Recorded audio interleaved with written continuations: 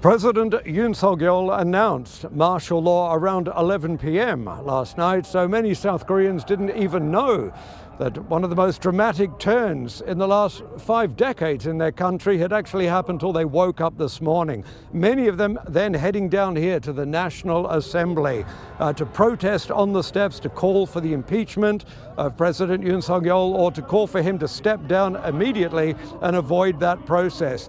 This is where 190 lawmakers last night pushed through the military, some climbing over the fence, the military breaking windows to try and stop them get in, to try and seize control of the assembly. But once inside, they had that vote overturning the state of martial law. The army said they would not leave these premises until the president had given them the order to do so, which he did around 4:30, accepting that vote inside the assembly. But of course, the big question, what comes next? This may be a little calm before the storm, not the calm after the storm, because what we're hearing is there are growing calls for the president to step down. Many of his key aides have offered to resign, and ministers, even within his own party. The head of the People Power Party has said that the party is embarrassed by this, that they were caught off guard, that it was a serious mistake, and that, change must happen. So it sounds like even within his own party,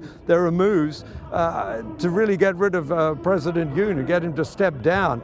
How that will happen, we don't know. Whether he will go, whether there will be impeachment proceedings, whether there will be mass demonstrations. But certainly there seems to be a lot of momentum at the moment. People are very angry about this state of martial law, so reminiscent of the military dictatorship. Nothing like this has really happened since 1979, and people say it should never have happened in the first place, just because President doesn't have a majority in the National Assembly and can't get his budget and other measures through.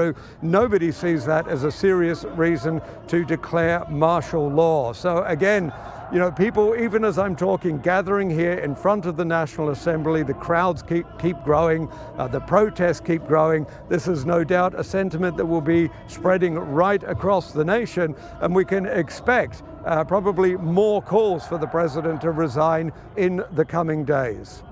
Jack Barton, CGTN, Seoul. Well, Yoon's move has also alarmed many of the country's Western allies and countries in the region. Washington said it was relieved President Yoon reversed the calls on his declaration of martial law.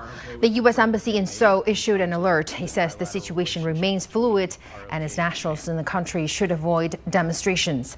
The embassy also says it will cancel routine consular appointments for U.S. citizens and visa applicants on Wednesday. Swedish Prime Minister Ulf Kristersson has postponed his scheduled visit to South Korea this week.